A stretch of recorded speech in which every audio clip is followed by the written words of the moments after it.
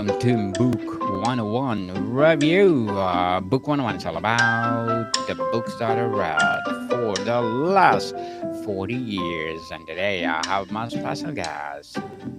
She is the author of the book Failing Gravity, and no other than Miss Jordan Keller. Hey, like you said, I'm Jordan S Keller. I'm the author of Failing Gravity and the superhero romance trilogy Ashes Over Avalon. Thank you so much for having me tonight.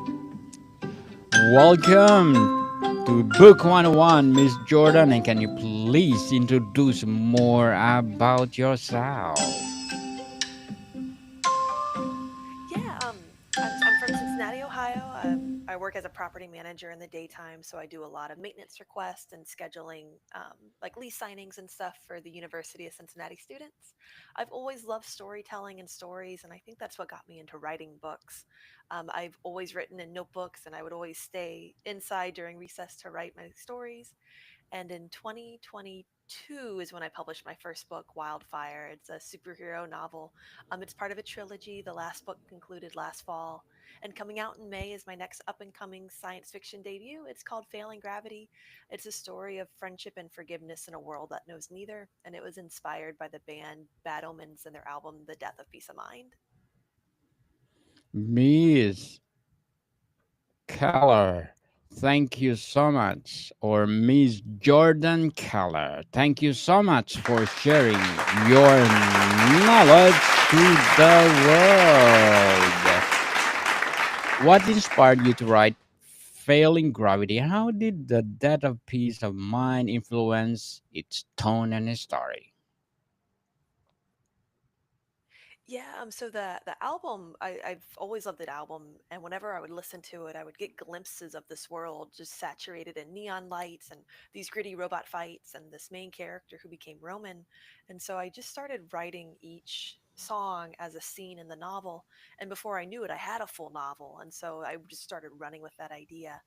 But what I didn't realize until after the novel was finished, while writing the book, my dad had passed away in a car accident, and I was using the novel to escape that grief and that sadness because I didn't want to and I didn't know how to handle it. And so in the novel, Roman, the main character, he's very angry and aggressive and mean.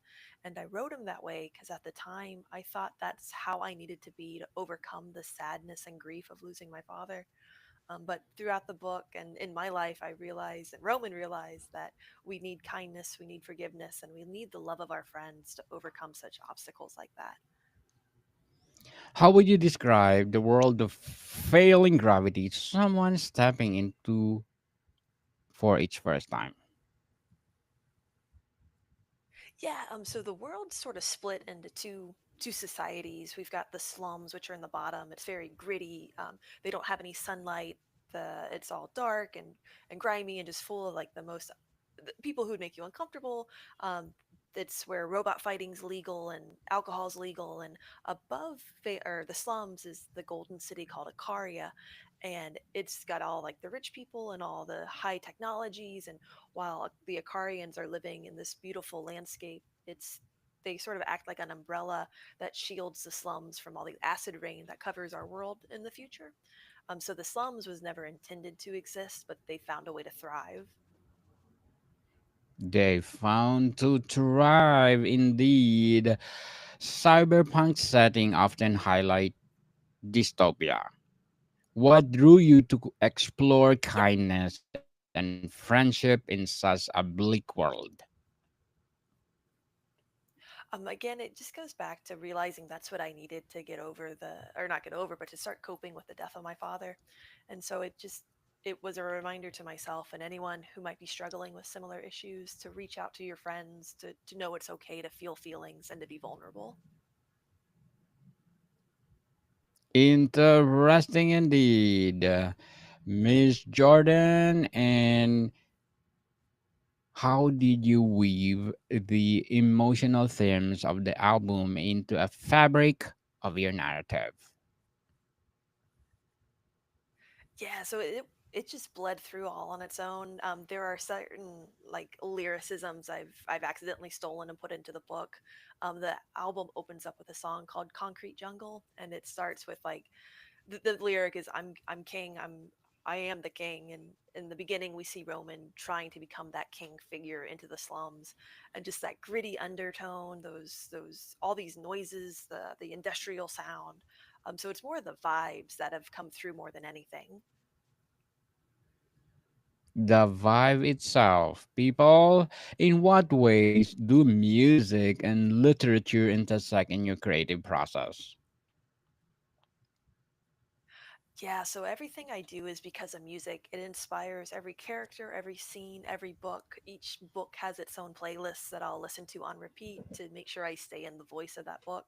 I've got so many rough drafts of stories that'll probably never see the light of day just because a lyric or a song will inspire me in such a way that I'll have to put it down on paper. So I wouldn't write books if I didn't have music as a soundtrack. Miss Jordan, let's talk about the characters and relationships. Can you introduce us the main characters and what makes their friendship central to the story? Yeah, our main character, his name is Roman. He owns like a club where people will come after big robot fights. He's also the champion robot fighter, and he's known as a jobber. So if you need a job done, he'll do it for an amount of money, no matter what the job is.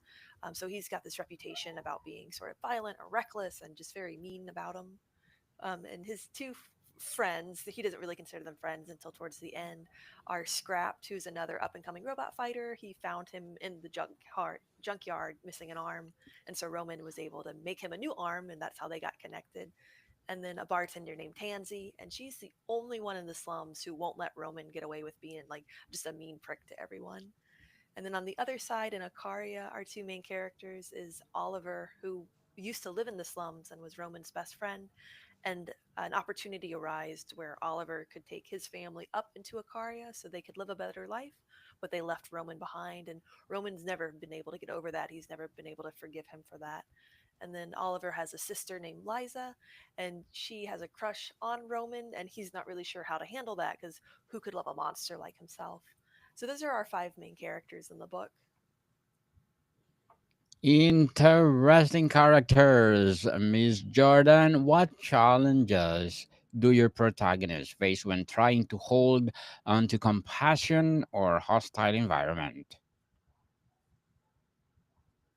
Yeah, so the main conflict is with Roman because whenever he starts to give himself away, whenever he starts to be a little more kind, more generous, something comes back to bite him for it. So all of his good deeds definitely go punished. And after a while, he decides that he's going to stop looking out for other people and just focus on himself. And then that's when he learns that he does need his friends, he does need support of others to really help him out.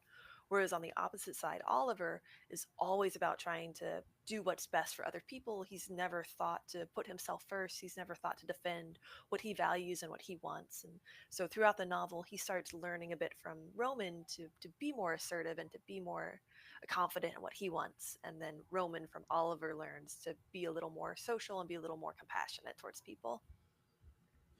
Miss Jordan, how did you balance the greed and gleam of cyberpunk with moments of emotional vulnerability between characters? I think they just go such hand in hand already. The juxtaposition between just those flashy neon lights and that cold metal, like exterior environments versus the tender moments between characters. I think that coldness in the setting allows those passion moments to really shine through. So, Miss Jordan, let's talk about the world building and genre exploration. What sets your cyberpunk world apart from others in the genre? That is an excellent question, and I don't know if I have a good answer for you. I mirrored a lot of what I wanted off of the cyberpunk games. Just as someone who's sort of new to the cyberpunk genre, I just sort of copied and pasted how like those environments looked with the neon lights, with the cold metal, and with that sort of edgy, with an edge to it. Yeah. So sorry, it's not a better answer for your listeners.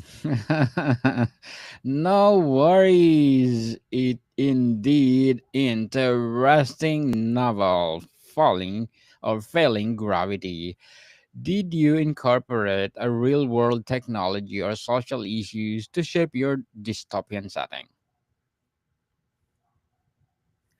Not intentionally, but just I guess subconsciously, the a class division did come through the haves and the have-nots, and how the the Akari is essentially keeping all this advanced technology from the slums because they never intended the slums to survive and have people living on Earth's surface anymore. So that did come through as a social topic, and then yeah, I didn't really go into it with a big theme and message of a social construct. It just sort of bled through as it came out. What role does music play within the world of failing gravity, and it's just inspiration or part of the story itself? It is just inspiration. Unfortunately, I didn't really add a musical element to the book. It would have been cool to reference like an in-house band. That would have been Bad Omens in a way, but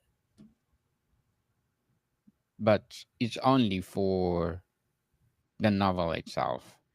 Were there any specific cyberpunk right. stories, films, or creators that influence your vision? Um, again, not intentionally. After I had the first draft written and I was setting it aside before I went through edits, my husband recommended me to watch Battle Angel Alita, and it had that same sort of structure with the big city up top and then the sort of slummy city on the bottom. And so I remember like snapping my fingers, like, "Oh shoot, it's already been done." But every great thing has already been done, so I couldn't let that get me down. Yes. Keep doing it. Right, right, right. And empower the people all over the world. Miss Jordan, what will be your short term and long term goals in writing? Just to continue to do it, I write not with the mindset of becoming a famous author, of selling a billion books. I write just to share stories and to find little connections that maybe something I went through can help someone who's going through something similar. So I just write for the love of it. Well, good luck to your goals. And what would be your advice for those people out there who want to write their first novel?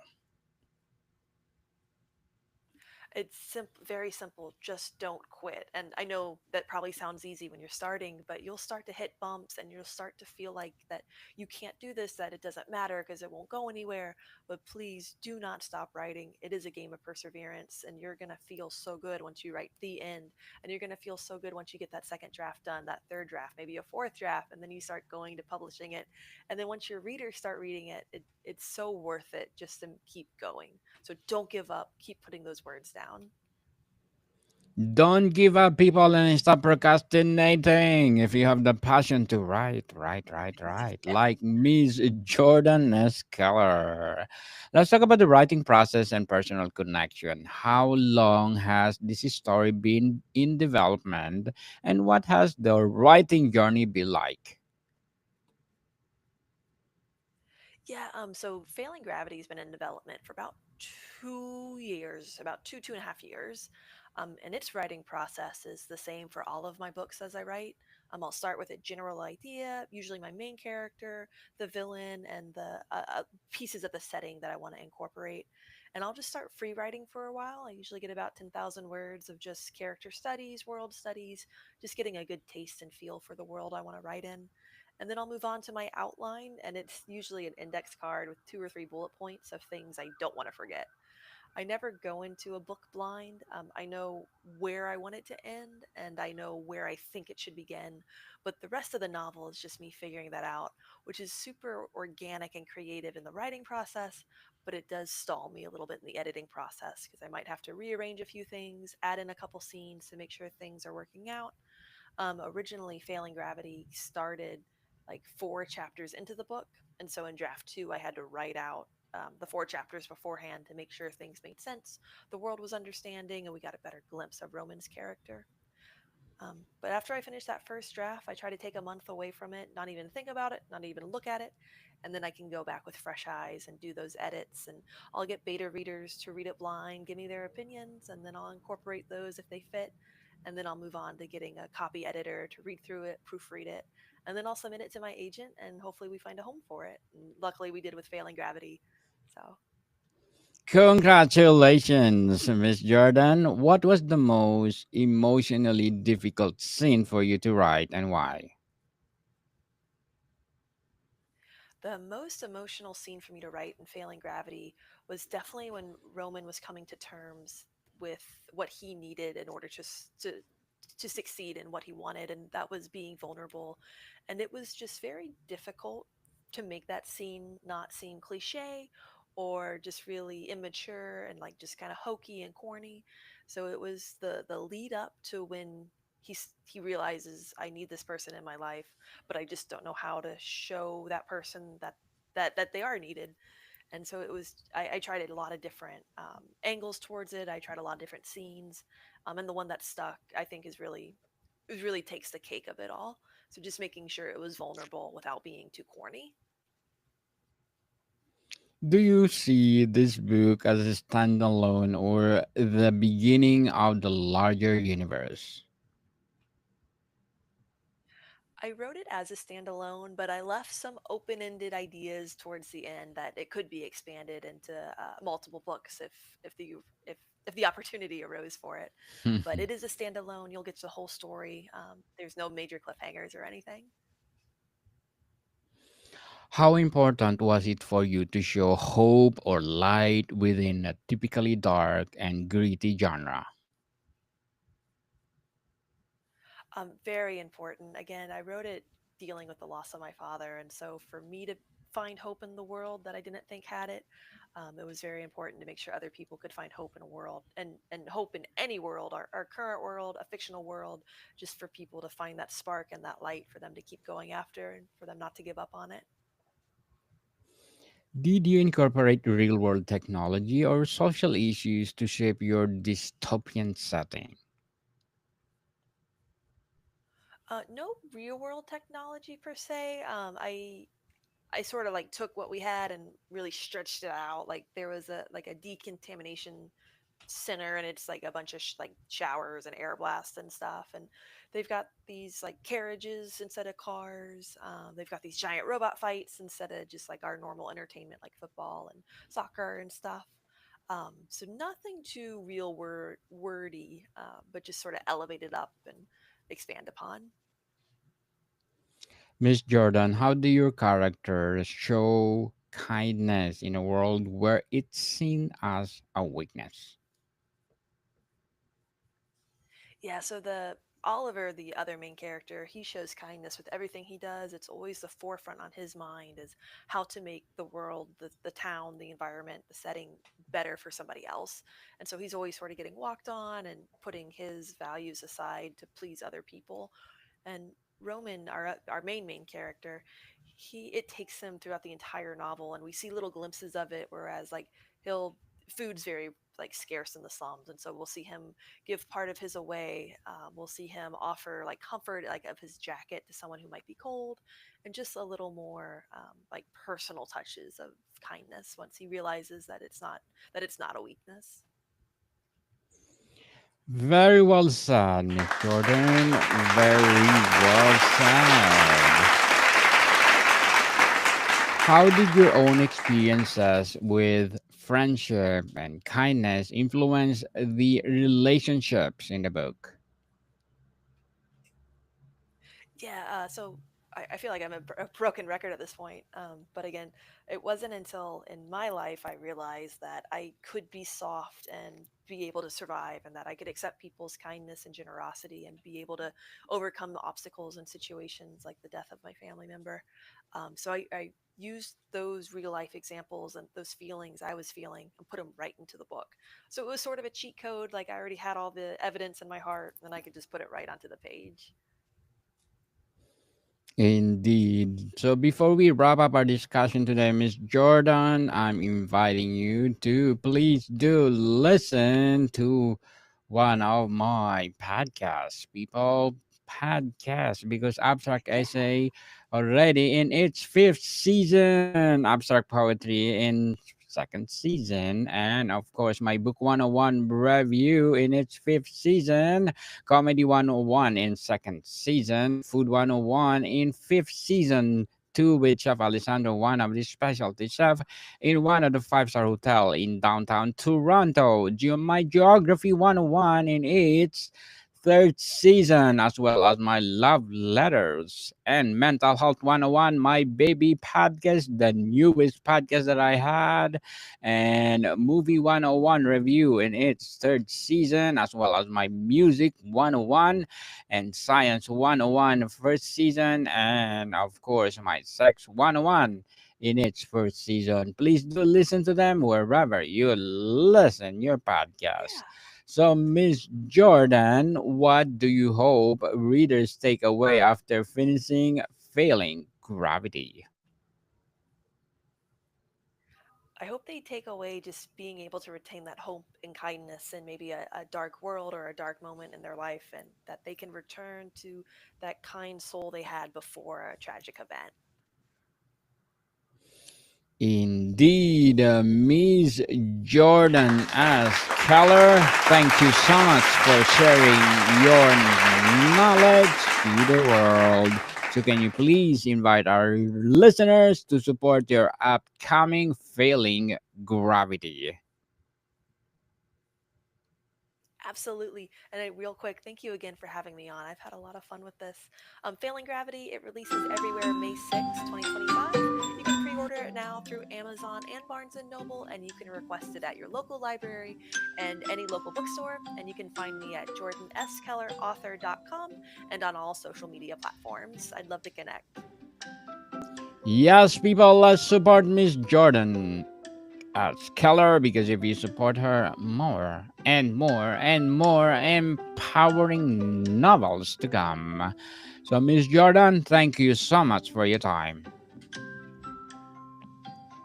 You're welcome. Thank you. Modicom people, see you soon.